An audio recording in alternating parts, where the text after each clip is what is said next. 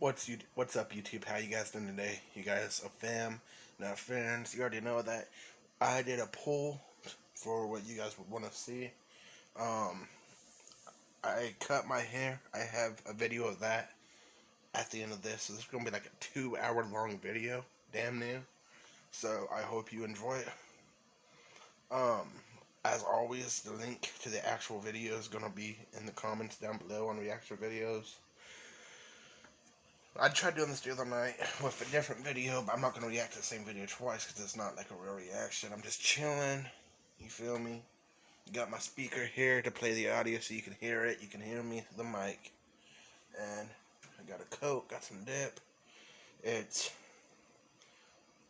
1:05 in the morning, so it'll be just at 3 o'clock when this video is over. Just about, like, it'll be in between 2:45 and 4 for sure. So in case you guys don't know, that's actually called the witching hour. So I'm gonna be watching a scary movie or this video, reacting to it, then being up by myself in the nighttime next to an open window at 3-4 a.m. So, you know, that's not creepy vibes. I don't know what is. I'm gonna leave the lights on just so you guys can see my face better. But yeah, let's get started. There will be ads.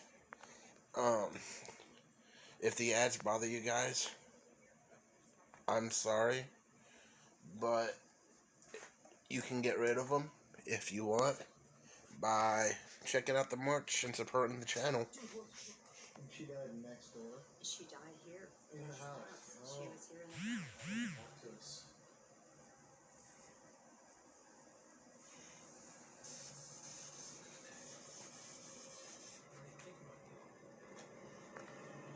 Oh, damn. Oh my god. Did you touch her? I'm gonna move the speaker over here so you guys can hear it better. We just got to Jefflee, Oklahoma. This place is known as one of the most towns in the state due to a very colorful history. Guthrie also is home to a very large, very famous Masonic temple of the Freemasons. So they were doing their ceremonies and their magic and whatnot. But tonight we have a very, very special investigation at the most haunted, supposedly. Sorry, I'm trying to get my arm comfortable because this chair has wooden. Guthrie house. What was I thinking? Where'd that come from? What the fuck? Tonight we are going to be at the Stone Lion Inn. I'm not going to give you guys a lot of context before we get there, but we're about to arrive in 5 minutes. We've been driving all day from White Rock Lake in Dallas. Beard's growing out. Hair's kind of parted on one Fixed it. side. Yeah, mine too. Yeah. What the fuck is that? Where? This thing. Oh, it's a driving. Weird. So, yeah, we'll report back to y'all when we get there. But welcome to historic Guthrie. Welcome to the Guthrie house. What the hell is that? A weed restaurant? It is. I don't think that's meant to look like weed, but it I think is. It's a cactus. Yeah, but it definitely looks like some flower. Oklahoma is surprisingly like a very big cannabis growing state. Here's the dispensary right here. Funny enough. It is. And as the owner of Stolen Inn was telling me, it's kind of funny, she said, "So Jeff, let me ask you something. Do you have any pain?" And I'm like, "Well, no, I just yes or no. Do you have any pain?" Well, I guess yes. Okay, you get your marijuana card. It's kind of like that easy. So it's just like any kind of pain. You know, my back hurts. I got headaches. Oh, dude, I got a really bad headache right now. Are you serious? Douchebag.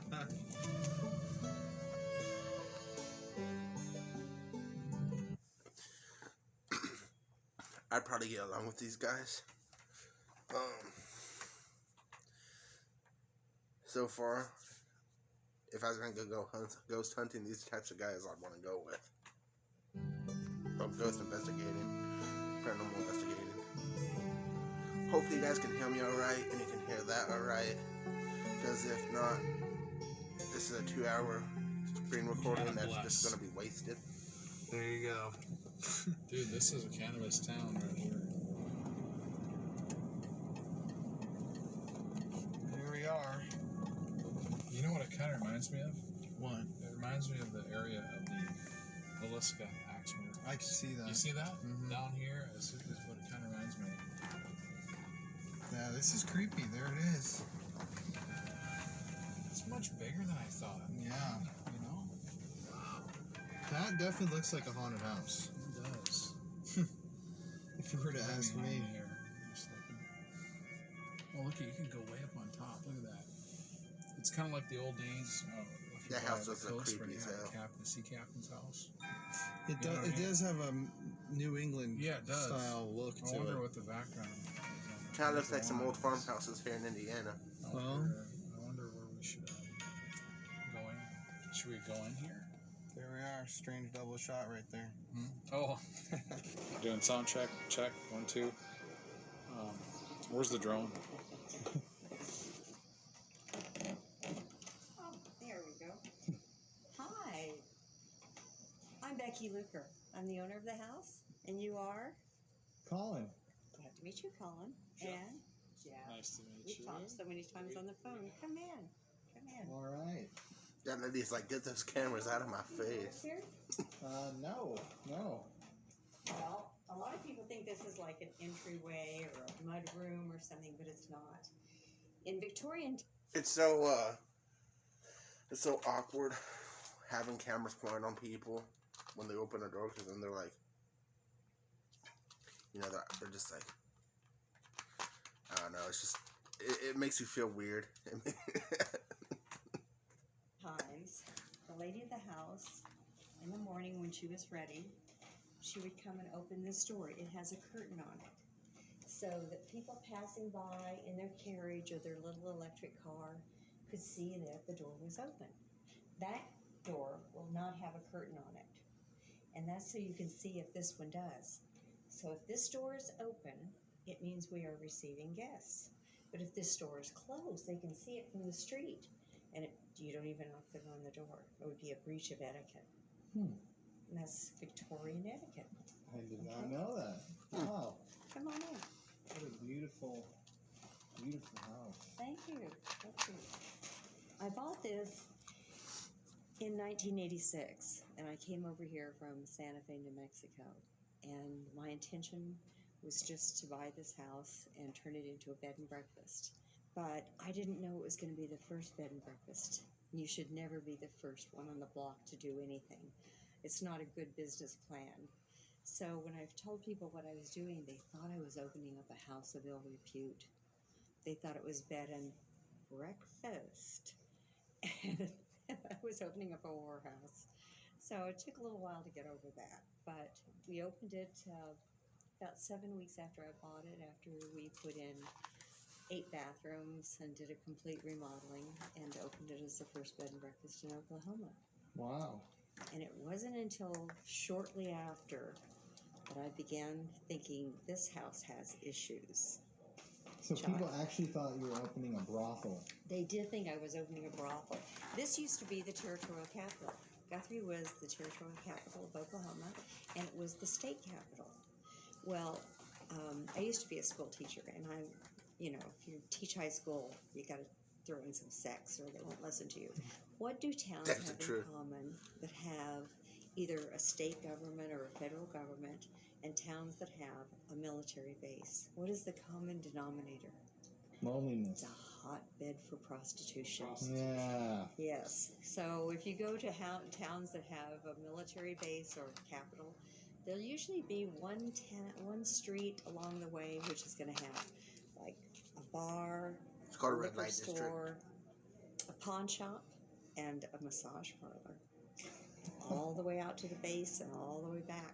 Same Same true. It's true of cities that have a state capital. Lots of prostitution.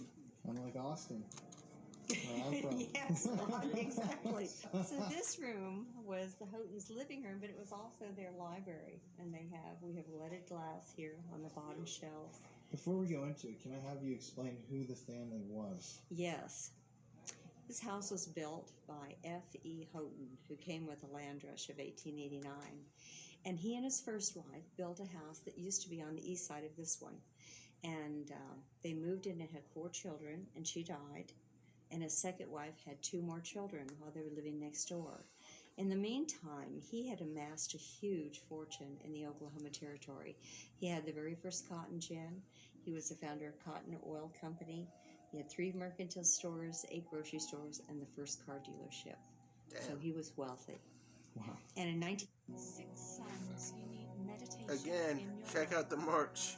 If I sell 2 mugs to you guys, or if you guys get the not fan shirts, like 1906, that money they goes ran to out of room paying with for those YouTube 6 children, Premium, and paying they for commissioned cameras this and house to be equipment. built. And it I was appreciate built by y'all. the same Don't gentleman buy it who's if you don't here want building it, the but let me Carnegie know Library. something you do want. So it's well Or share the constructed, videos and well stuff. engineered. It was started in 1906. It was completed in 1907. They moved in and had 6 more children. It's a lot of kids. And all of those children survived except for a little boy who was died early on in his probably infancy. I don't know anything about him. But there was a little girl, and her name was Irene. She was born next door. When they moved in here in 1907, she was 7 years old, and she contracted whooping cough. And what I've been told is that probably the maid over-medicated her and she died.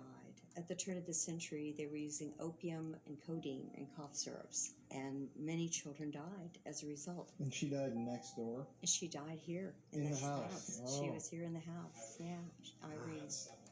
Yeah, she's the little girl who haunts our house. But there may be others, because this used to be a mortuary. So let me show you the next little item.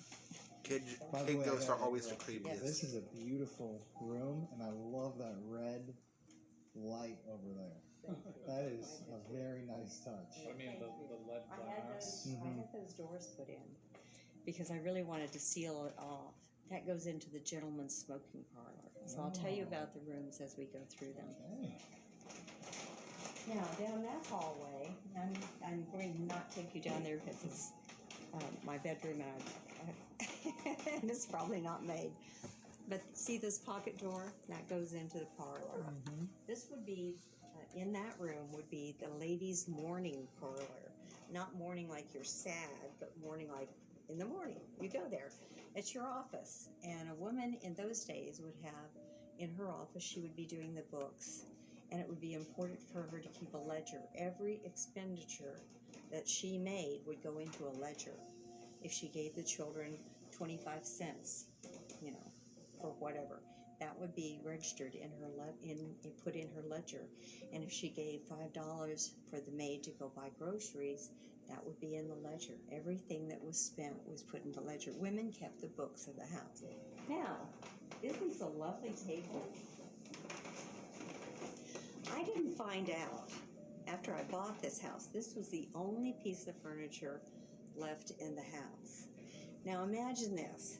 I'm going through this house with the second owner. I'm the third owner in a house that's now 113 years old. And the second owners, the Walkers, I purchased this house from them. And I'm going through this house with Mrs. Walker, and she was a lovely lady, very sweet. And this table was still in the kitchen, back against the windows, and she was using it as a buffet, and she would cook big dinners for her children.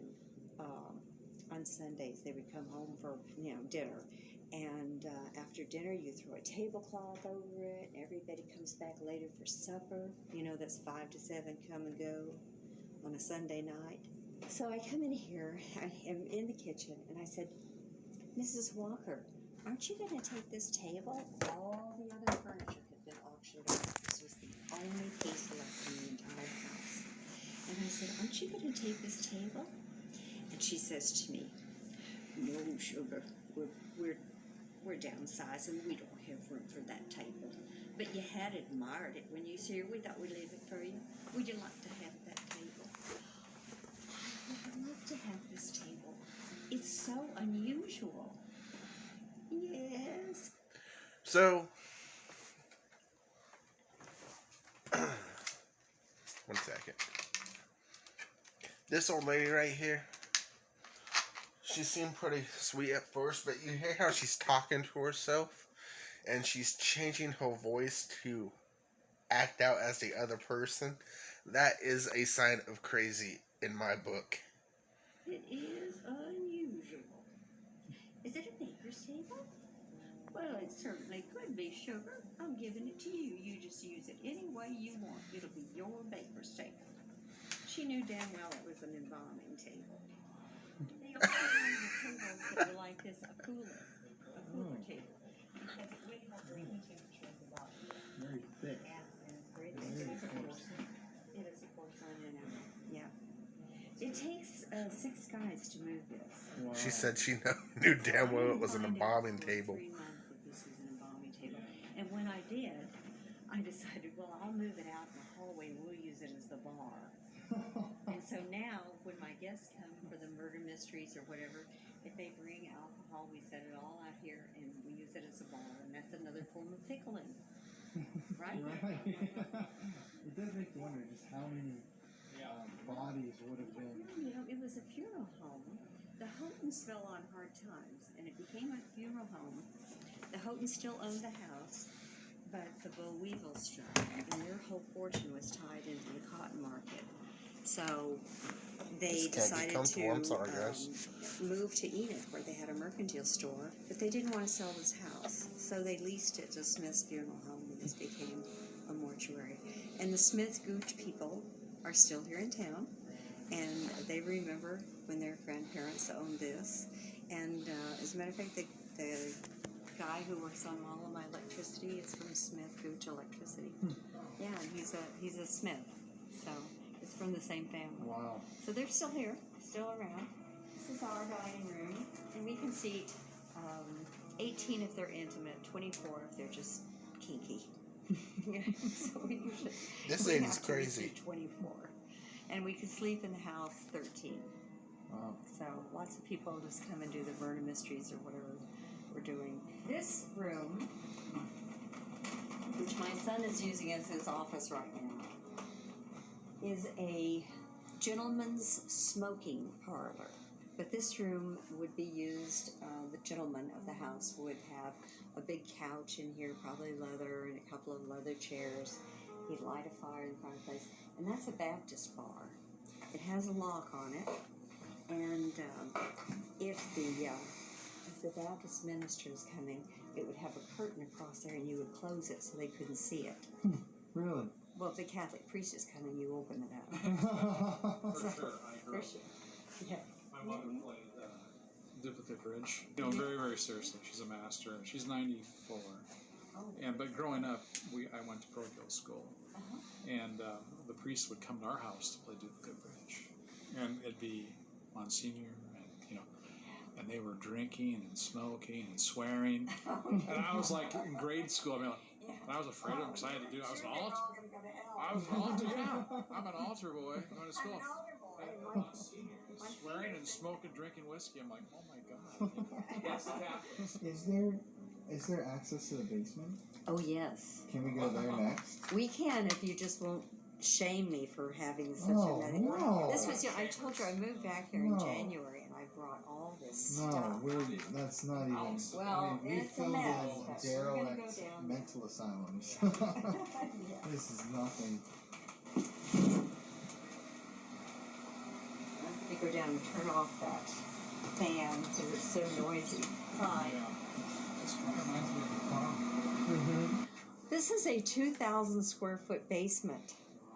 I let my guests come down here after spending the night. The ones that spend the night get to come down here and go up to the third floor. That basement is as big Sometimes as it's this been house. kind of bad.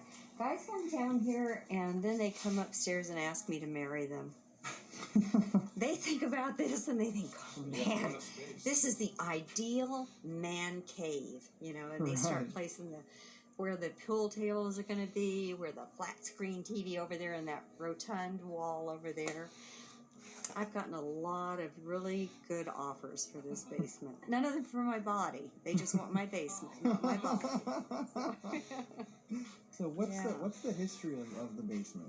Well, it was apparently when the Houghtons lived here, they had a married couple who lived with them, and he did all the grounds work. And I think she was the housekeeper. They also had a cook. The children would get to play in the basement or the third floor. In the winter, that would be what they would do, is play down here on the third floor. You can't, in those days, you couldn't go to the third floor after May. During the summer, it would be so hot, and we're just now having it done. But it's 2,000 square feet, and right now it's just got all mine moved over here. Original border and so forth. Yeah, this is all That's original. all original. Yeah, and see, look at that rotund It's very cool. wall over there. I mean, this would make a fantastic restaurant. Oh yeah, wouldn't it? I thought about that too. Yeah, I thought about turning it into a restaurant. Really? I had a restaurant for a short time, but I had it upstairs, and it was just a limited menu thing. It was whatever I'm cooking is what you're eating. That's a very limited. So as the funeral home, do you know, would they have utilized this space? Only for storage. They actually did not do the embalming down. Root insurance is a new type of car insurance that can give better drivers better rates. Understanding important details about how you actually Down here because that staircase is too treacherous. Yeah. And there is another exit over here, but it has very high steps, and you couldn't put Granny into a coffin and carry her up those steps. They're just too strenuous. They actually did the embalming in the kitchen. But still, people have had a lot of experiences down here. Yes, they have. Can you go into those a little bit?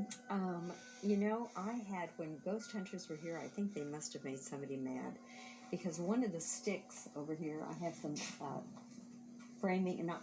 some decorative trim, and one of them came flying out, and I got hit in the face with it. And they have a number of things happen down here. It's kind of active. I think we're gonna Now come Michelle investigate has that told here. you about Yeah. this. Where did And you she? Do you know should. where she saw the? Yes. My name is Michelle Smith. I've been working with Becky for 34 years. I have did housekeeping, cooking, everything she ever need done here, I do it. I used to make the bed, and every once in a while I come back, it's like somebody's laying in it. And I used to think it was the boys playing around with me until they moved out. And when they moved out 10 years after I've been here that long, I was noticing it was still doing the same thing. I make the bed and like somebody be laying in it. But one evening, Becky and the kids had left to go run some errands, and I was doing laundry in the basement. I come back up, the door was locked. I try to get out, but I kind of panic, banging on the door. For some reason, Becky must have forgot something. She came back and she let me out. So when the second time it happened, it was like months later. I'm down there doing laundry again. I go down and I'm coming back up and the door's locked again. This time I didn't panic as much as I did the first time because I knew then I could go out the back door because it's a back door in the basement. And while I'm doing laundry, and it happened a lot, I would see a man standing at the second column downstairs in the basement. And it felt like every time I turned around, he's watching me. I even thought I seen him sitting down with his legs crossed in the basement. It got to the point where it was so scary that I didn't like going to the basement anymore because he was always felt him down in the basement with me. My other experience I had was Becky had, like I said, Becky had moved over to the White Peacock, and she wanted me to stay here at the house with the guests. And we have third floor. That's where she used to stay. And you can actually lock the doors to white. You can lock it. We have double locks. Well, I locked the door. Then I went up and I locked the other door, and I get in the bed, and I kind of fell asleep, and I felt someone get in the bed with me, and I kind of scooted over, thinking, just my imagination a little bit, but I felt like it scooted back closer to me, and I turned over and I said, Becky, I don't think this is appropriate.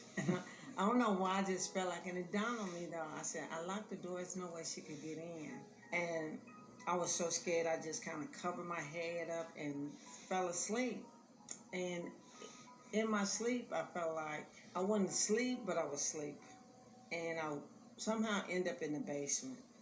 And I end up in the basement, and there was this bucket, and this water was poured out of the bucket, and then the bucket was set down. So when I woke up that morning, because I didn't feel right about it, and I said, if this really happened, it wasn't right. You know what I mean?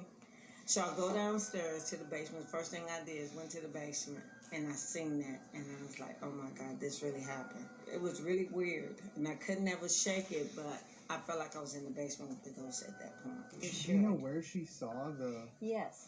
I used to have 2 big tables down here where she would be folding clothes, and they were out this far, and she would be Almost dropped my folding phone. clothes here, and she would see this man. This is how she's described it to me. That's kind of a peripheral vision thing of somebody back there, and we call that the back of the basement, but that's actually the front of the house. But we call it the back of the basement. So she would see some man back there, and she told me later that he had a tall hat on and that he was smoking a cigar.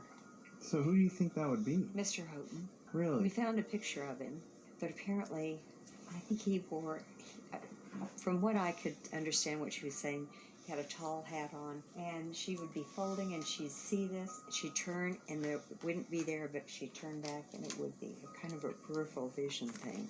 So this is kind of a hot spot of activity in the house, is the basement? The basement and the 3rd floor. Basement and the 3rd floor. Yeah. Okay. Remember, the child who died here was 7 years old, and the 3rd floor was their playroom. And that's where they spent their winters. Makes The sense. children played there, or down here. The boys would have this to play in too. Definitely has a heavier vibe Yeah. down here. I'm okay with this.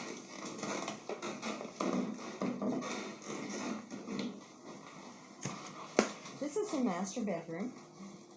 Mr. Houghton and Mrs. Houghton's master bedroom, and they had a private little bathroom here.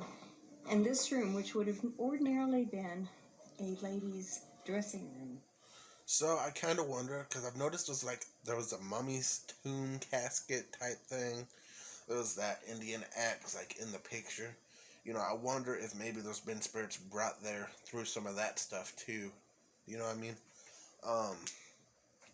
I really enjoy watching stuff like this. I'm kind of thinking Thursdays there's gonna be days I do reactions like this, and I'm gonna try to keep them more than 5 minutes, you know. But yeah, well, basically we're just fam chilling, watching this episode is how I look at it. Let me know what you think. You think that stuff down in the comments below? Do you think that stuff might have some stuff attached to it, or have you experienced anything paranormal? Let me know in the comments down below, and if you got any paranormal stuff you want me to react to, also put that in the comments down below. Mrs. Houghton used it as her nursery, and she kept the kids a little longer than most. She kept them until they were 5. So the last child she had was, I think, Russell. I met him, and so he told me that it was around Thanksgiving time, and they had plucked a lot of turkeys before Thanksgiving, and they'd sewn all of those feathers into a shirt and to make wings, and then they put it on Russell, and when he came out, they said, "Come on, Russell, jump off the balcony, you're going to fly." And they pushed him. He didn't fly. He broke his arm. Yeah. That's good. He didn't die. Yeah, thank God he didn't die. But yeah, she kept him a little bit longer than most people would. Most people would keep them in the nursery until they were about 2. Right. Yeah. She kept until they were 5, but you can understand why now.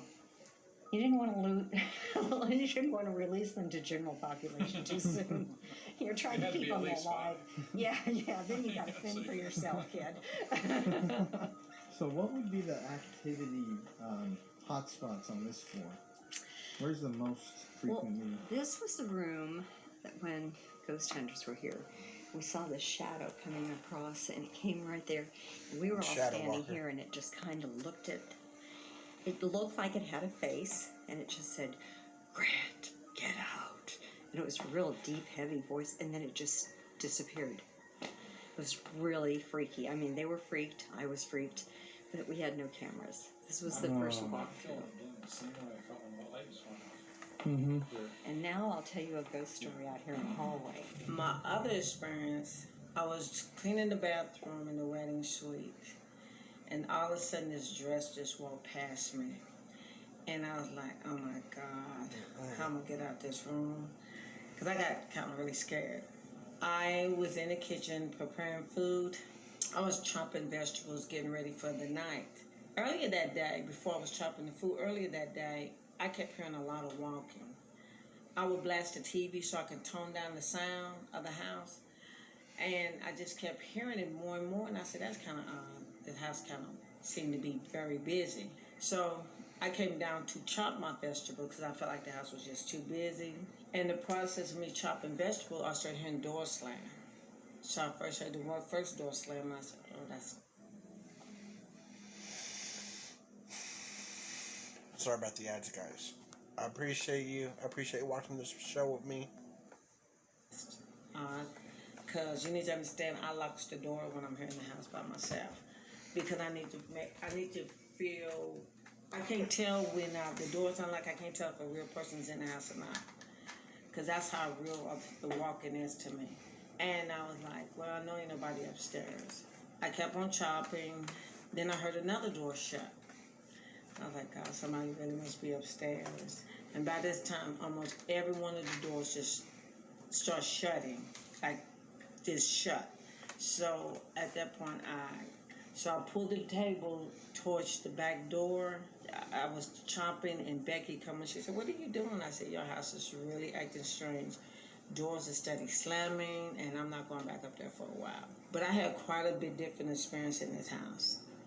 Like in the kitchen, sometimes I'd be in the kitchen by the stove, and I can hear somebody throw a fork or a knife into the sink, and won't nobody be in there but me. So I have experienced a lot of little different things about sounds and seeing things out the corner of my eye, seeing him in the bathroom in this room here, just staring. One time I was upstairs, and I was coming out of the wedding suite. All of a sudden, I just seen the door just completely shut into the bordello. And I was thinking, how can I get past this door without it coming out to get me? I just had all kinds of different experiences, you know. I think those are some of more of my moments.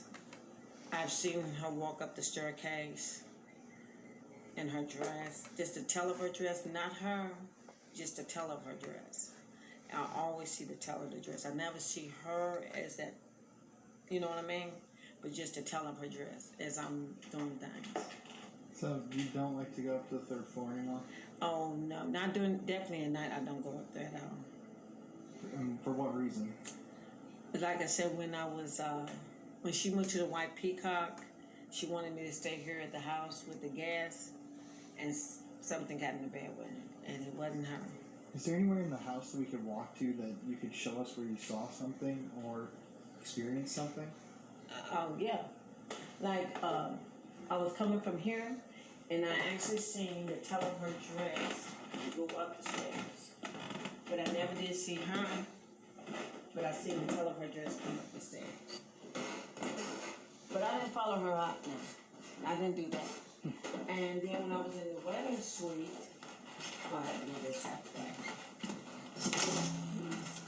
Then I'll mess it up. Okay, right in here. I was in here, and I was cleaning out the tub, and all of a sudden I seen her dress just walk past. Right here. Uh-huh. Yes.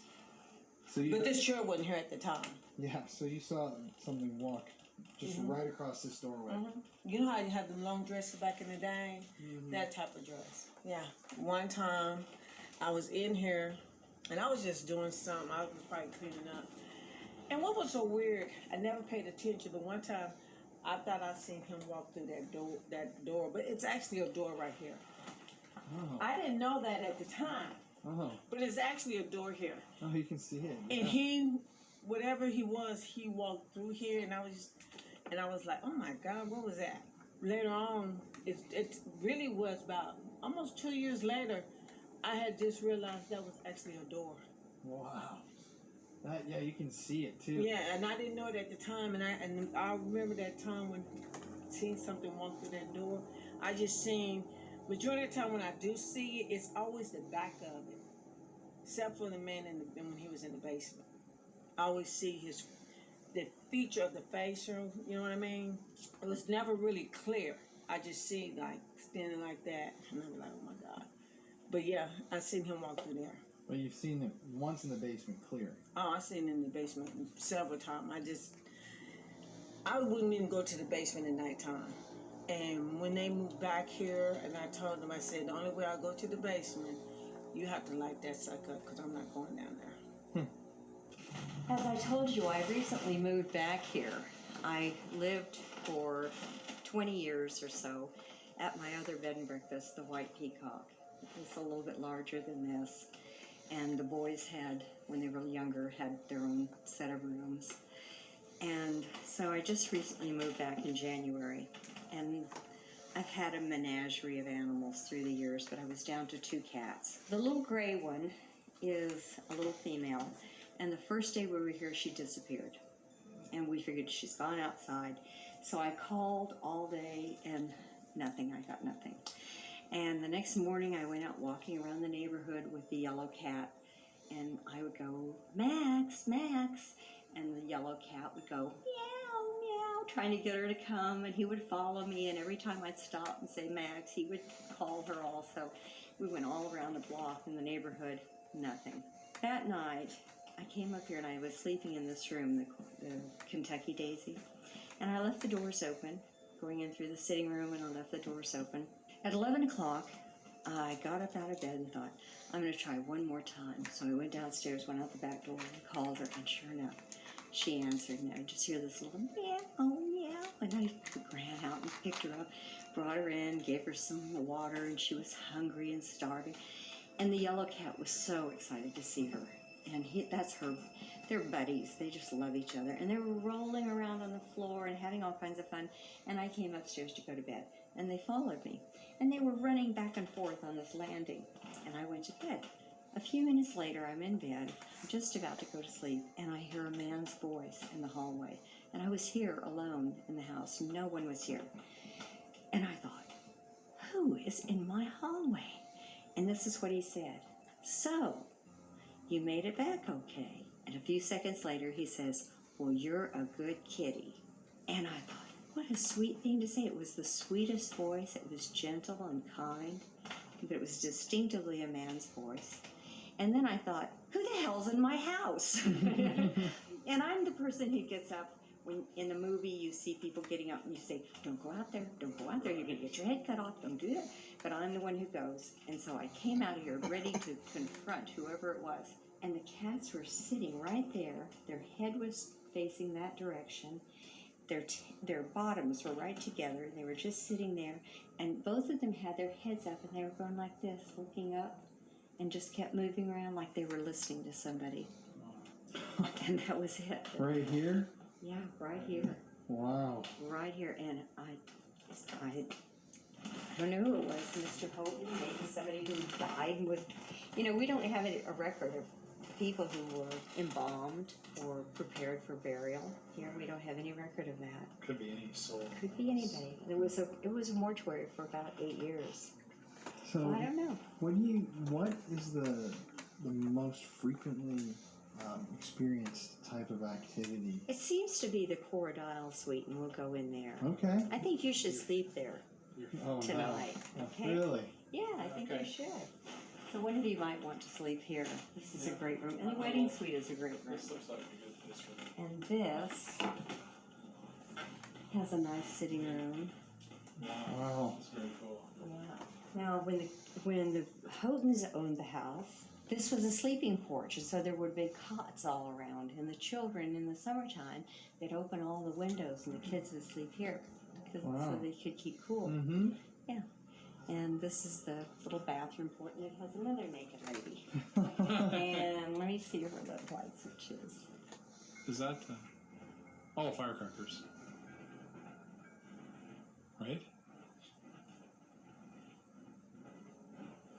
I guess. Yeah, I think it must be. Pretty close. And this is the room you should sleep in. This is the Corridile Suite. And this is the room in which, in the last few years, we seem to have had the greatest amount of activity. Really? Ghostly activity. And what's happened? And the most common thing that's told to me by guests is that sometime between 2 and 2:30 in the morning, they have been awakened. This is Root, car insurance that's modern, simple, and fair. We It's can help you save 144. hundreds each year. Use your driving skills to There get a better now. rate. And when a small child comes into the room and is patting them on the cheek, but when they come to full wakefulness, there's no one there. It's just an impression, but it's realistic enough that one woman went so far as to get up and go out on the landing and awaken every guest in this house. And I was sleeping here that night, and I was on the 3rd floor. I heard all this commotion. I used to give my guests matching bathrobes, all white terry cloth bathrobes. And when I came down from the 3rd floor to the 2nd floor and opened the door, they were all out there in their bathrobes. And it's the first time I'd seen it, and I thought, oh my God, they've turned into a cult. Yeah. And so I shut the door real quick. And then I got a little braver, and I opened the door, and then they saw me, and they started coming toward me. I thought, zombie cult, zombie cult. And I shut the door. And then I walked out, and I said, what is wrong with you people? And whoever, had gotten scared and everything, they said, something happened in my room. Somebody touched me on the face, and anyway, we got that all straightened out. But apparently, it's happened over and over again. This room seems to attract this little girl. And what's the history of this room? We don't really know. Really? We don't know really what. Look, there's room she another died in Egyptian or anything. We just know coffin these were the tomb thing children's in the rooms. background right there. You see it? And what else has happened in here besides the... Mostly just that, except that I've had a lot of guests who have looked outside just before dusk and saw a little girl playing outside. And sometimes they'll see it early in the morning. They'll open the window, look out the window, and see a little girl in the backyard. Now, when I first bought this house, I met a girl who was 2 blocks over, and she was Cherokee Indian. She was half. Her mother was full-blooded, and she had inherited her mother's house. And she had 2 little children. She was single, and I had 2 little boys. And so we became friends. I was in my 30s, but she was in her 20s, early 20s. And we became friends, and we would go for a walk, maybe 2 or 3 times a week. And one day she said, there's something I need to tell you. And I said, what is it? She said, when I was little, which would have been in the 1970s, she said, when I was a little girl, I used to play in your backyard. And I said, you did? She said, yes, I played with the little girl who was there. Now, Goosebumps. Irene, who died in this house, died in 1907. But she says, yes, I played with this little girl in the backyard. And I would come over, I would sneak out of my mother's house, I would come over here, and this little girl would step from behind a tree, and we would play for an hour or so. And then I would have to go home. And I would turn around, and I would turn back to look at her, and she would be gone. And then I would go home. She just thought she'd gone inside. One day, her mother followed her over here. And she said, what are you doing in this backyard? She said, I play with a little girl. She's really nice, but she never talks to me. She just plays. We just play, but I never hear a word. She never laughs, nothing. And her mother, who was full-blooded Cherokee, said, that child is in the spirit world, and she's very lonely, and she's seeking you out for comfort. And she didn't tell her not to come back. She just explained to her that she was a spirit child. And that girl is supposed to be here, what people report. Oftentimes. They see, Here they'll look and out. out there. Late afternoon, they'll look out and they'll see a little girl in the yard, or early in the morning. Wow. 7 or 8 o'clock in the morning, they'll see a little girl. Yeah, I do think it's the same girl. Can you show us the entrance to the third floor? Because I don't think we don't even know where it is. At this point, we haven't been up here. Oh, this is the third floor. I don't know if it's locked. Now you see this deadbolt? I locked that deadbolt that night, and we came up here. You have to remember, all this one here, but it was a bed off in here. Mm-hmm. It was a bed off in here, and I locked the door, and I felt something getting in the bed with me. Where's the bed? Oh, it's not here no more, but it used to be a bed right here. It used to be a bed right here. And when I got in the bed to go to sleep, it got in the bed with me. It feels just heavy up here. You know what I mean? Yeah. This is definitely. Look at I'm feeling like again that. What do you think would be up here? Like from what you experienced? I think it was a little girl. Really? Yeah. I do. I think it was a little girl. Is there any spirit that kind of spooks you the most, or kind of is a bad vibe? I never got a real bad vibe. I just get that uncomfortable feeling. I don't come in this house when it's dark, and I don't come in here by myself at nighttime. A lot of time I try to be the first one to leave a little bit. And if the guest is leaving, I'm leaving right behind them. When we just do murder dinners only, I'm going to leave right when they leave, I leave. I don't ever stay in the house by myself at nighttime. The basement. Does he have a feel with the top hat? Well, he don't scare me, but it's just the idea. I never had anything ever really frightening me here. You know what I mean? Like something evil, nothing like that. I never experienced the evil part of it. I just feel the uncomfortableness of it. And like sometimes the house can be really agitated, where I can hear like I could be in the kitchen doing something and I hear a lot of walking. Or sometimes every now and then I might hear some thumping. You know, like something just got knocked down. Would the thumping or the noise come from any particular floor or place? You know, sometimes I used to tell her, when she had people come here and want to bless the house, I say, make the house agitated. It seemed like it get more busy and make a little bit more noise than it normally do. Like I could be in the bordello and then I could hear somebody in the hallway whispering my name, and I'll come out and be looking, and I could be like, if I'm the only one here, I can hear somebody say, Michelle. I'm like, oh my God. And I know I lock the door because I can't tell if it's somebody human or the ghost. Mm-hmm. And I feel like the ghost is not going to do anything to me, but I don't want to guess somebody off the street just walk in and I'm not really prepared for it. I used to run up and down the stairs a lot, and I had to find a way to get my work done because I kept thinking people was coming in the house and it wasn't nobody coming in. It was the house. So I would lock the front door and the back door, and I would try to get as much as I can get done at a certain time so I can let it have the upstairs to itself. And I really would let them have the upstairs to itself. And I would literally have to, when I go downstairs, I would literally blast the TV so I don't hear them upstairs. Because sometimes it would be like a lot of walking and somebody coming down the stairs all the time. I experienced a little bit of everything. Everybody said, what's the most haunted part of the house? The whole house. You mentioned you feel it's a little girl. Mm-hmm. Why? When I hear little noise in the hallway, I feel like that's her. And I just get the feeling like it's her. Guys, this chair's on my back, so I'm gonna lay down on my bed and finish this video. Finish it right here. And when I noticed the woman, I see the color of her dress. And when the man, I usually see the feature sometime of him. I don't see him all the time, except for when in the basement. The basement is more the places I see him at the most. Or in the parlor bedroom downstairs. I see him a couple of times in there. And so you wouldn't spend the night in here alone in the dark? No. I don't even think I want to stay here if she was here.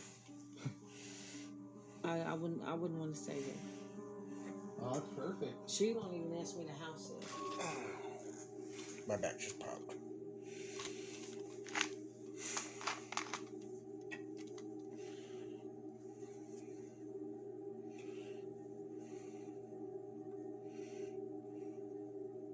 cannot believe that we.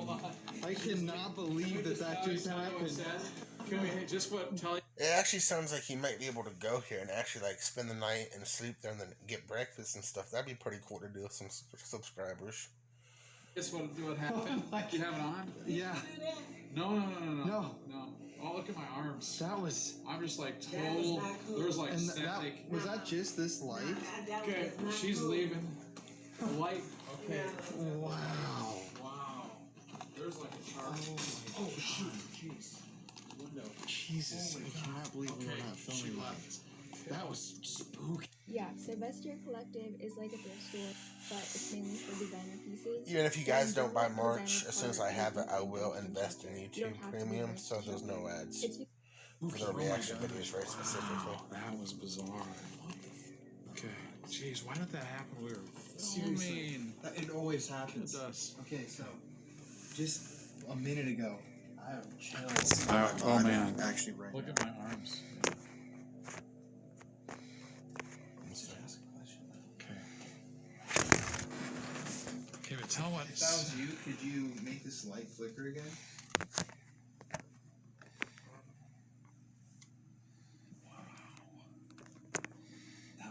That was insane. So we were right here. Michelle. Yeah, just talking to her. 1 second, guys. I'm trying to. Standing with me right here. Wait a second. and Jeff. Is that gotta be plugged in there? It doesn't matter. Okay. I was right here. Jeff was right here. There we go. And she was right here. We just filmed a TikTok, and she was talking about one of her experiences. And this light literally just went off and then went back Oh on. my gosh. And the moment that happened, she was like, She's like, I'm "I'm out of here. and just left. She just left. Yeah. She's like, I'm not. She wouldn't even talk about it. She But just left. It wasn't a house power outage. No. And I was so mad that we weren't. There's filming lights that. on here. That's the only light that went out. And that's right so there. annoying because you just said, "Wish we got this on film." Because she was telling us a different story, Man. and But then she right just then, quit and just left. this light literally just flickered on and off. I I've tried never to get her seen to that stay like just that. outside, out here on the stairs, just to stay here, to catch her as she was leaving down, and she just left. I don't know. Okay, we better go down there. Yeah. Okay. Let's go. If you are here in this room, that came from upstairs. Really? Above you? Oh, the heck. Just like. Dude, this is crazy.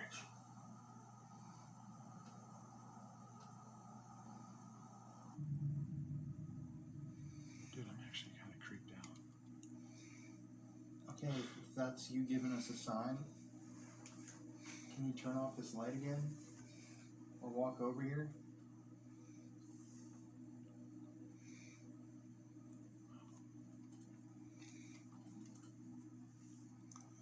I better go. Okay. We're gonna go say goodbye to Michelle. But that literally right there was movement I know, above I know, us, I like know. knocking your I think footsteps. we're gonna have to get rolling. Yeah, we It's haven't even happening. shot both interviews yet. Okay, ready? This is the most active spot in the house, is up here.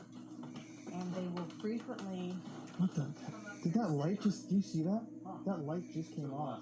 That light to the left just turned off. What was that? It did. What? Did Is we, that did plugged we in? unplug that? Or- That plug goes to. That light literally just turned off on camera. That goes to this piece of equipment. Huh. That is insane. I got that on camera. So this is where the children would play. Yes, and they actually had a trapeze, and they had a pommel horse, and they had a bowling alley, like right here. And what experiences, I guess, do people have up here? Why is this the most haunted part of the house? They just come up here, and they've had all kinds of experiences. They've had the doors opening and closing, which is something we hear often.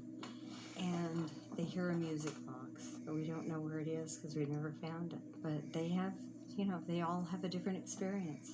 Have you had anything happen to you up here? I really haven't. I was okay. I've had a bed here. The children had each an alcove, and I always felt like I was really protected up here. I always felt like it was a safe place. But people think that this is the most They active. think this is the most haunted. Yeah, I have to tell you, these kids had a great childhood. I've read records that they have recorded for, and they do recordings, you know, of people who have lived in the old days and stuff. They had a great childhood. Their mother was very kind. She was very sweet to them. They all got educated. They all were offered college, and most of them went to college and went further on. One of them worked for NASA. One of the grandchildren, and they'd had a great childhood. And I guess And they're still here. Yeah. Yeah. My other question would be, what do people think is the scariest part of the house? What's the creepiest energy? I think the basement is the place where they've had. But you know, this is not like a frightening thing. Yeah. This is not like one of the houses where horror things happen. Yeah. Scary. These people loved each other. Mm-hmm. And whatever spirits are here, they are here because they loved it so much. I think there was something great in their childhood. Right. It's going to be an interesting night tonight. Yeah, when the light went off, and when you guys were just walking there, I kind of like Michelle, you were talking about from the peripheral vision. I kind of saw a little, like, I don't even know what to explain it. If it was a small shadow dart, kind of like, but I don't know. I never know, you know? Yeah.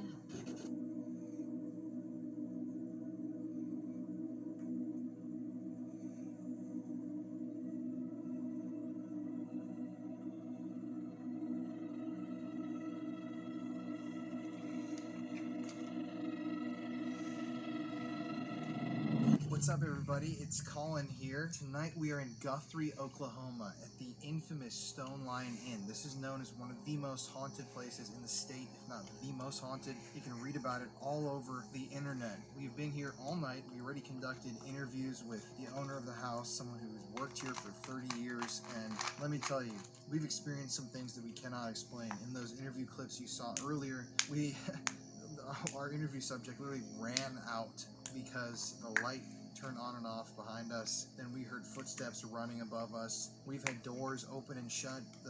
We just put our static cameras inside the building, and on the third floor, supposedly the most active area, we turned off the lights up there, went down the stairs, turned the lights off, and shut the door. We went downstairs and set some stuff up. Then when we walked back up, the door was wide open, the lights were on, almost like it was calling for us to go back up there. So it is very, very creepy in there. But we've got all of our equipment set up. We're just going to head right in and start investigating because it's 1 a.m. already. So, you ready? I'm ready. Let's do it. We got a surprise treat for you. It's got $2.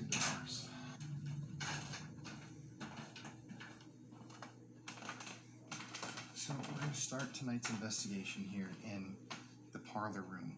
This is obviously a place where people used to come gather. Guests would arrive here at the home, take seats here in this area. There's a smoking room out back. Lots of activity reported in here.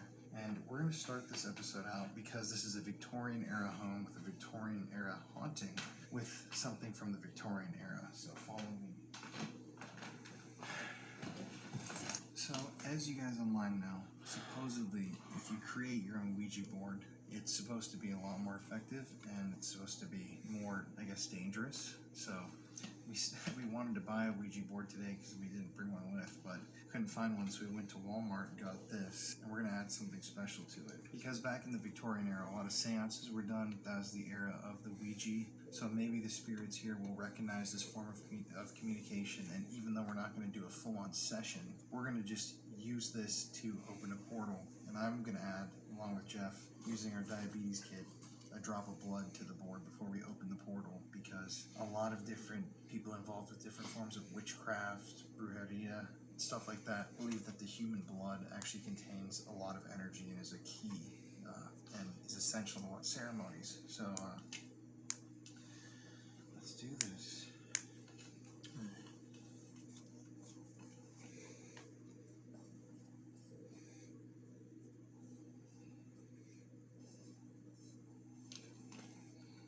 So, almost looks like a Stranger Things piece of art there. Here comes the really important part. So, this is diabetes supplies. Don't try this at home. When I am shedding this blood, I am giving the power to this board and to this portal from myself, my own soul, my own energy.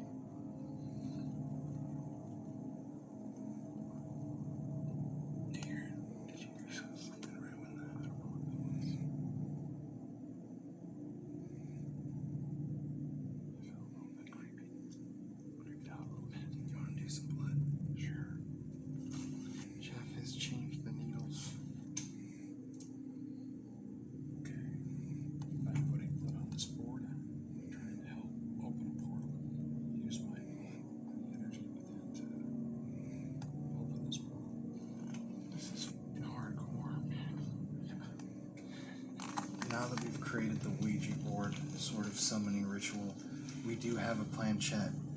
Jeff is going to light a candle. I am going to operate the planchette, say some words, attempt to open the portal, and we're going to screw this camera in over there, film on another camera that's over here, and do an Estes method as soon as we do this. Okay guys, so we're going to now begin with this blood seance. We're going to have Jeff light the candle first. Okay, when I light this candle, I'm going to give you energy, okay? That's what we're hoping for. Okay, now he's going to droop the candle wax on the Ouija board. If there is anybody in this house, we are politely asking you to come out tonight and speak with us. If you've seen a Ouija board, Okay, once again, lighting. Try that. whether you died here or you just decided to come over here, whether you're happy here, whether you're angry, it doesn't matter. We're opening a portal for any and every spirit to come through tonight and speak with us. So we're just going to leave the portal open. We're inviting you to come speak with us and to interact with us tonight. Follow the sound of our voices.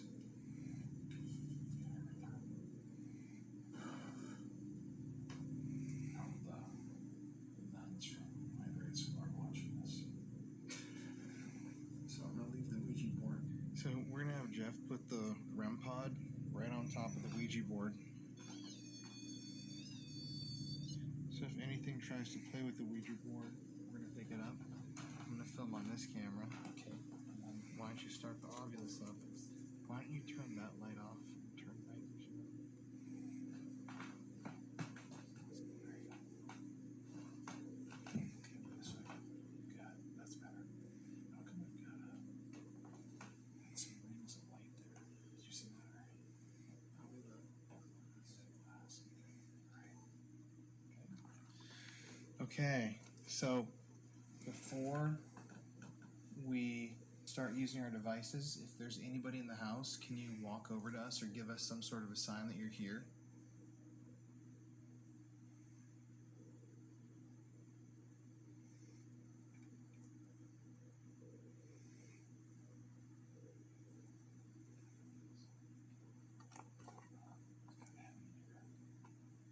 Okay, my name's Jeff. Again, this is Colin. We're here just to try to interact with you.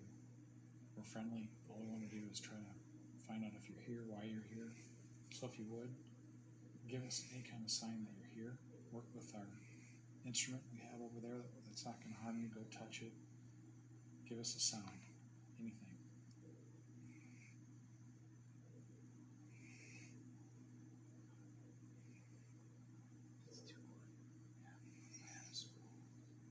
Can you knock like this for us? On something or walk around for us?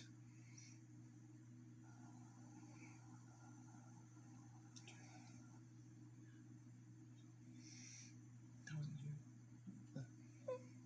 Yeah.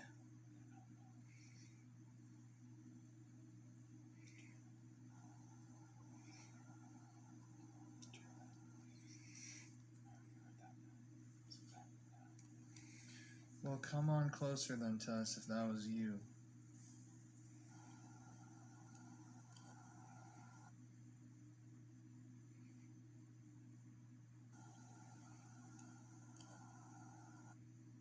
Can you come over and make that device go off over by Colin on the Ouija board?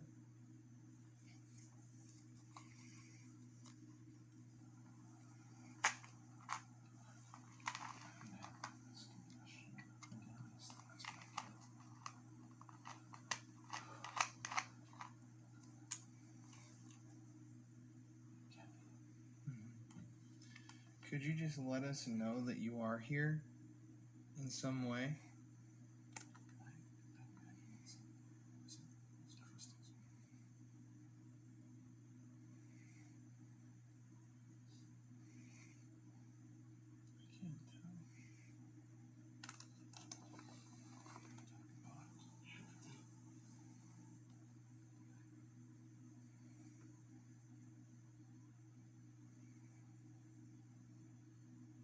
If that was you, come over here. I'm not here to harm you. We just want to have a talk. We want to play and hang out.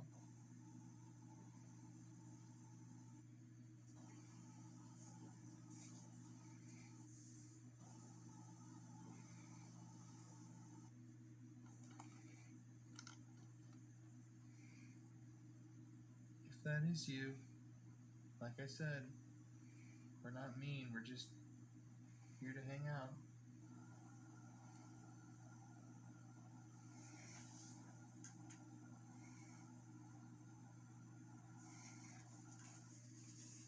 Keep coming.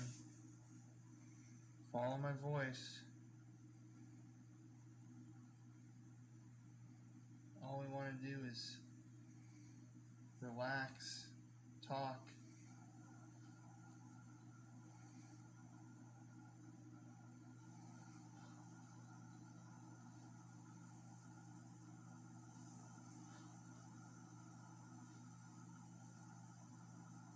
Come on, come over here. Just play. We want to play some games. All we want to do is talk to you.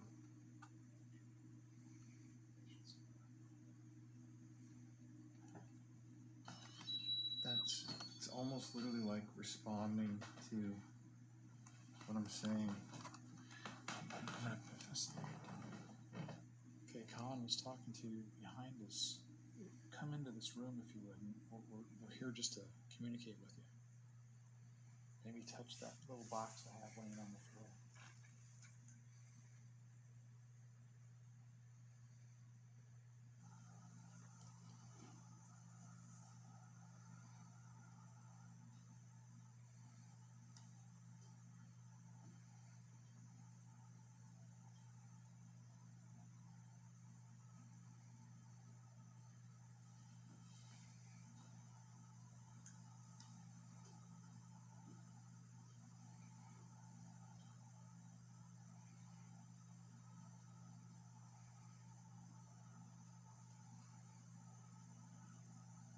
Again, keep coming. Come into the room and talk to us.